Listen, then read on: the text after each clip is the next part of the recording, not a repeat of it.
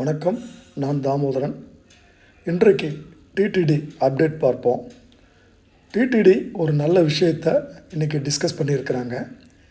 இன்றைக்கி நடந்த மீட்டிங்கில் டிடிடி அஃபிஷியல்ஸும் TCS Tata consultancy services software இன்ஜினியர்ஸும் ஒரு ஜாயின்ட் மீட்டிங் நடத்தியிருக்காங்க.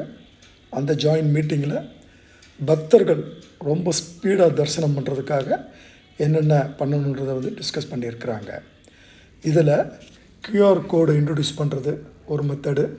இன்னொன்று ஃபேஷியல் ரிகாக்னிஷன், ஃபேஸ் ஐடியை வச்சு கண்டுபிடிச்சி குயிக்காக தரிசனம் பண்ணுறது. இந்த பொறுத்த வரைக்கும் 3 தரிசனங்கள். ஒன்று சர்வ தரிசனம், இன்னொன்று திவ்ய தரிசனம், 3வது ஸ்பெஷல் என்ட்ரி தரிசனம்.